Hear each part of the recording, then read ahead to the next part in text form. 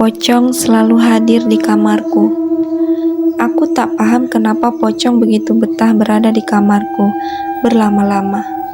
Yang aku heran, dia akan keluar kamar kalau subuh menjelang. Tepatnya sebelum azan subuh berkumandang, memanggil setiap orang yang terlelap.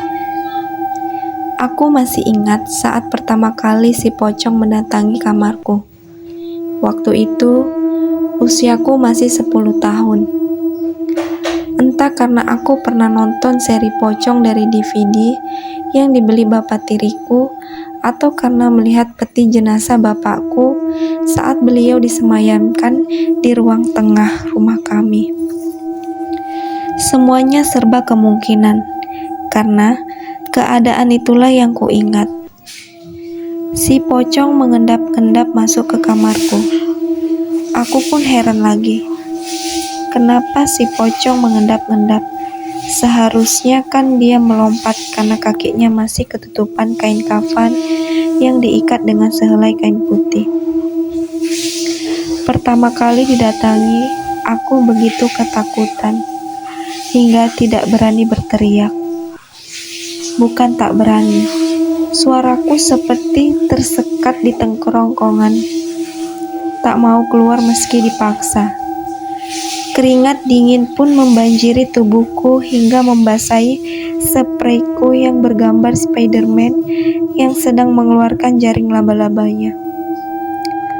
Aku tahu yang datang itu si pocong, karena ekor mataku sempat melirik ke arah pintu kamar yang membuka.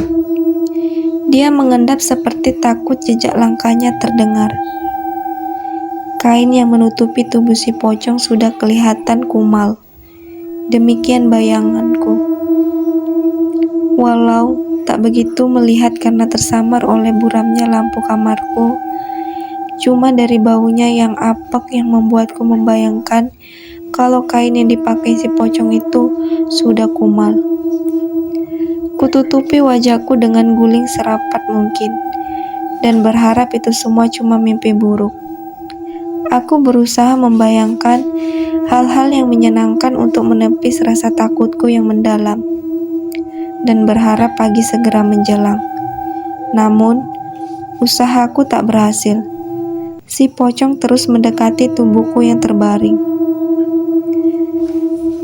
Suara tangisku pun nyaris tak terdengar. Aku takut si pocong makin marah dengar suara tangisku. Pasrah.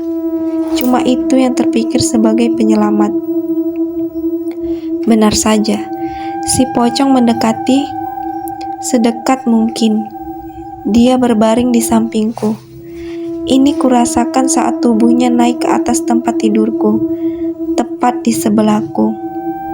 Napas si pocong menghembus di telinga kiriku, begitu dekatnya, hingga aroma rokok menyan dari mulutnya terangku. Guling makin kutekan ke wajah sambil menahan takut dan tangis.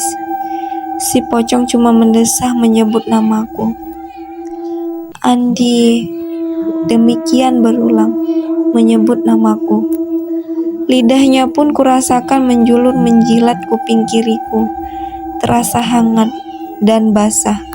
Aku cuma diam ketakutan hingga air kencingku keluar tanpa diperintah membasahi tempat tidurku. Puas dengan kuping kiriku, si pocong mulai meraba punggungku hingga pantatku. Kemudian, rabahan itu berpindah di antara dua pahaku hingga akhirnya selangkanganku. Selanjutnya, aku tak tahu apa lagi yang terjadi kemudian. Mungkin aku pingsan, entah berapa lama. Pagi-pagi yang kurasakan cuma perih di sekitar saluran pembuanganku. Waktu itu aku yakin itu cuma mimpi, meski sering terjadi berulang-ulang hampir setiap malam ketika ibu tak berada di rumah. Paginya aku bercerita pada bapak tiriku yang baik hati. Semua aku ceritakan padanya. Kukatakan ada pocong di kamarku. Bapak tiriku cuma tertawa mendengar kisahku.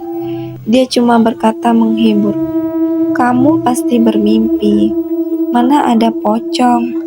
Kamu sih terlalu banyak nonton film pocong. Aku cuma manggut-manggut berusaha mempercayainya. Lalu, aku pun bercerita pada Mang Dirman, supir keluargaku yang setia dan sedikit budek. Setengah teriak aku bercerita padanya. Mang Dirman pun sependapat dengan bapak tiriku. Demikian pula dengan si Iem, pembantu di rumah kami. Dia cuma tertawa dan menganggapku berhalusinasi. Dasar anak-anak bisanya menghayal, katanya sambil ngeloyor pergi. Andai aku punya abang, kakak atau adik, pasti aku cerita juga ke mereka. Saat ibu pulang dari seminar pun, aku cerita hal yang sama. Ibu cuma berkata, "Kamu pasti lupa berdoa saat mau tidur." Aku cuma menggelengkan kepala. Lagian, manalah si ibu mau percaya? Ibu selalu tak berada di rumah, sibuk seminar dan ngurusin bisnis malamnya. Demikianlah seterusnya, kejadian itu kembali berulang, terus berulang hingga usiaku menginjak 13 tahun. Perih di saluran pembuanganku masih terasa. Rasa takut pun menjadi temanku di setiap malam. Tapi, ini tak bisa berlangsung terus. Aku harus mengakhirinya. Si pocong harus diberi pelajaran. Suatu malam, saat ibu sedang di Macau, si pocong pasti kembali datang. Saat itu sudah kupersiapkan sebilah pisau yang kuambil dari dapur. Ku sembunyikan pisau itu di balik bajuku sambil tidur seperti biasa dengan agak menelungkup dan guling menutupi wajahku. Tepat tengah malam, si pocong mengendap dan segera berada di sampingku. Semua perlakuannya kembali terulang seperti saat pertama kali dia melakukannya. Sebelum jauh dan lepas kendali, pisau dapur yang kugenggam segera kuhujani ke perut si pocong. Aku harap dia mampus 2 kali. Tanpa berhenti, pisau itu terus kuhujani ke tubuh si pocong. Si pocong tak lagi mendesah, cuma suara kesakitan yang kudengar. Makin lama, makin lemah, hingga tak terdengar lagi. Malam itu pun kembali senyap. Kulihat dalam keremangan kamar, si pocong tak lagi bergerak. Pisau pun aku lempar begitu saja, dan kembali tidur ke posisi semula.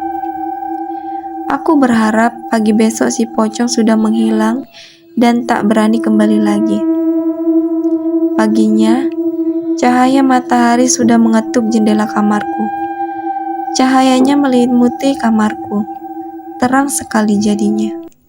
Aku pun duduk dan meregangkan tangan dan tubuhku. Ada perasaan lega dan penuh kemenangan. Saat menoleh ke samping, aku kaget setengah mati. Kulihat sosok bapak tiriku yang sudah bersimbah darah.